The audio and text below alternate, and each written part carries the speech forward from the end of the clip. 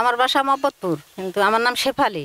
20টা হাঁস পাইছিলাম, 10টা হাঁস আছে, ডিম টিম দেয়, নিজেও খাই, আয় উন্নতি হচ্ছে তো হাঁস টাস পুষি। এই অফিস থেকে গরু পাইছে, অফিসের স্যাররা মিটিং টেলিং এসে শিখতে পারলাম গরু কিভাবে রোগ হয়।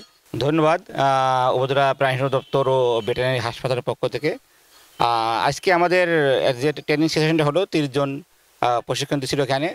মূলত এরা সমতল ভূমিতে বসবাসরত ক্ষুদ্র নৃগোষ্ঠীর আর্থসামাজিক ও জীবনমান উন্নয়ন লক্ষ্যে সমন্বিত প্রাণী সম্পদ উন্নয়ন প্রকল্পের আওতায়। এখানে সাধারণত আমরা যাতে আদিবাসী বলি, আসলে এখন তো আদিবাসী বলা হয় না, ক্ষুদ্র নৃগোষ্ঠী বলা হয়। এই ক্ষুদ্র নৃগোষ্ঠী যেহেতু আমরা জানি যে বাংলাদেশে আমরা সমতল ভূমিতে যারা বসবাস করি, আমরা মুসলমান, হিন্দু সম্প্রদায় বা অন্যান্য সম্প্রদায় আছে, সাথে আদিবাসীরা আছে যারা ক্ষুদ্র নৃগোষ্ঠী নামে পরিচিত এখন।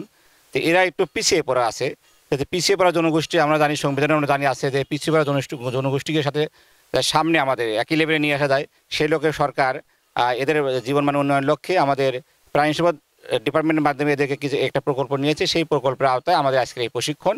এই প্রকল্পের মাধ্যমে খামারিকে আমরা সাধারণত যারা আদিবাসী আছে তাদেরকে মহিষ, বকনা বাছুর, ষাঁড় বাছুর, ছাগল, ভেড়া, হাঁস এবং মুরগি, এই 7টা আইটেমে তাদেরকে আমরা সাধারণত অনুদান দেওয়া হয়।